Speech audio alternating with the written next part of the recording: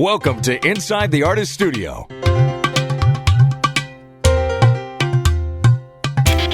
With your host and artist to the stars, Tom Pergola. And your co-host, entertainment artist, Michael Bayou. We'll be right back inside the Artist Studio.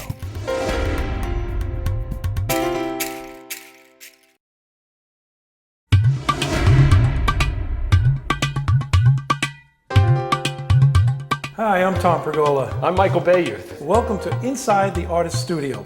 Today we're coming to you from Sherman Oaks, California, where we're at the Associates in Art School. This place has a terrific fine arts program as well as some amazing paintings on the walls here. This week's show features several incredible artists. First, we have one of America's classic painters, Bob Tannenbaum, is with us. Bob's stuff is amazing. His clay prints and originals are sold around the world. We're going to watch him mix it up and put it down like only Bob Tannenbaum can. And raising the bar in our pop art category is Hollywood actor, comedian, and artist Tom Wilson. Tom is great. His stuff is big, it's fun, it'll take you back. It's big pop fun with artist-comedian Tom Wilson. We also have a fantastic sculptor whose roots are in animation. Yeah, and you can really tell she's from animation too, the way she sculpts. Her stuff is great. The amazing body of work from artist/sculptor Victoria Banks. For those artists out there that are interested in making art their business and their career, we're going to visit our art attorney and find out about copyrights and usage fees. And from our Tips and Techniques corner, our co-host/artist, Michael Bayou,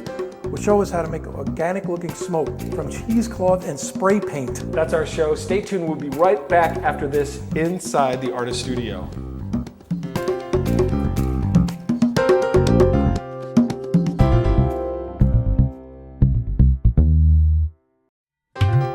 Welcome back. This was a real treat, a personal one-on-one with master painter Bob Tannenbaum. You know, I used to work with Bob back in the mid-'80s. I was an art director and he did a lot of movie poster stuff. Really? This is going to be great. All right, let's go. All right.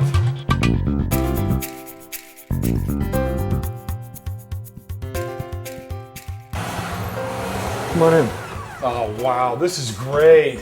Wow, beautiful. Inside the Artist Studio. Here we go. How did you get started? Well, I grew up in St. Louis and went to Washington University School of Fine Arts there.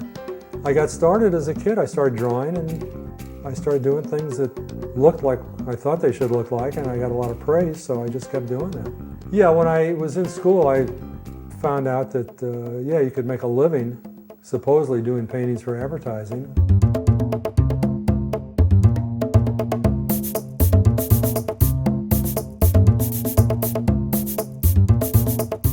Yeah, it was the first movie poster I've done in about 15 years. I was called in to do painting for the Folkers. Oh, that is fantastic. No, this was going to be actually the movie poster at one time. That is fabulous. The likenesses of the celebrities is incredible. Well, thank you. That's mainly what I've always done is portraits. I'm mainly now going into fine arts, as they call it, and doing paintings for galleries. And this is just a situation where you just have to take your work around and show it to galleries and hope you find one that your work fits in. And there's a good mix where they can sell what you do.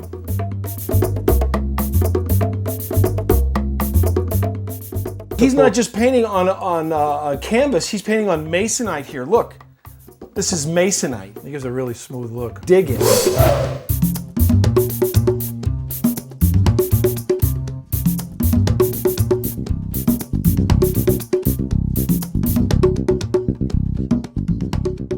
Well, I do what some artists say we should never do, and that's I work from photography that I take. Again, if they could find photos in the Degas studio after he died, and Russell and Remington can work from photography, and a lot of other artists in that era work from photography because it's a good aid. It's a great aid. You can have a model hold a pose that normally they couldn't hose and click it, and then you've got the pose forever. This is the photos that I shot of her. You do like a blow up for the head shot. Yeah. And then you do like your body shot, so you'll have reference for the head and you'll have reference for the body? Exactly. I see. The color, now check this out. The signature Bob Tannenbaum, the color, the subject matter. Hey, Bob, could you tell me what artists have inspired you? Oh, I like Rembrandt, Rockwell, Vermeer, Toulouse-Lautrec, Akins, Van Gogh. I mean, there's just, anybody, I like any type of artwork that is good, even if it's straight abstract. If it's good abstract artwork, I really appreciate and like that. We'll be right back inside the artist studio.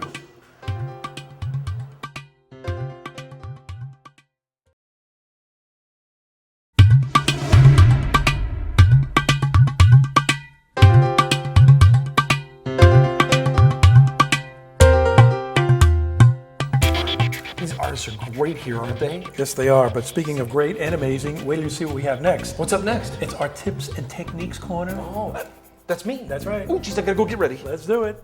Okay, this is our tips and techniques corner, and I'm going to show you about how to make realistic looking smoke, or organic looking smoke anyway, with cheesecloth, which you can get at your local supermarket for really cheap, and spray paint. If you have an airbrush, you can use an airbrush. That's totally cool. I'm just going to use black and white and a little spray adhesive, and I'll show you exactly how I'm going to do it. I'm just going to spray some white paint in a general area where I want my smoke to be. So now I've kind of sprayed a general area of white in here.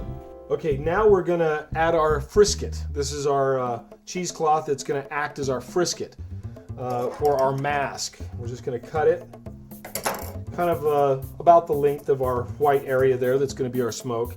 And then we're just gonna pull some holes in it.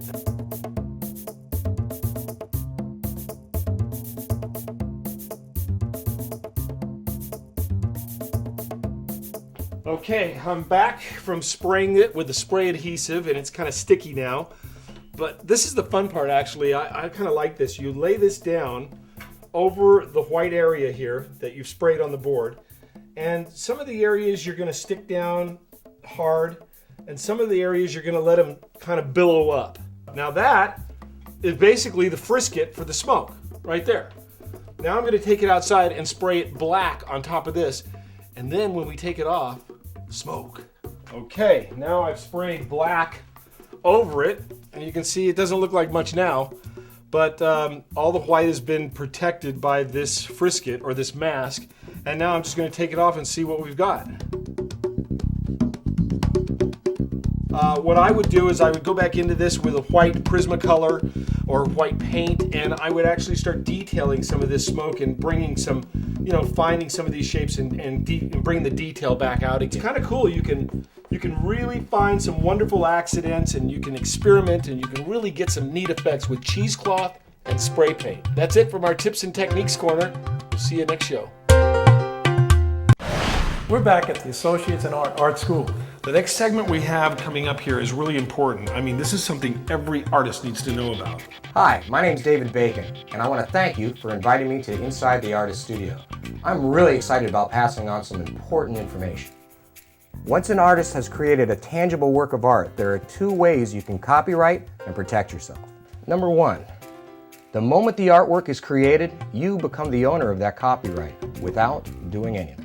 Number two, if you choose to copyright it through the Library of Congress, you simply send a copy of the artwork and a check for $35 to the Library of Congress. This protects you in two ways. Number one, from statutory damages. That's if somebody steals or uses your artwork. Number two, if you do need to litigate, your lawyer's fees will be taken care of by the other side, so you're substantially protected by the copyright from the Library of Congress.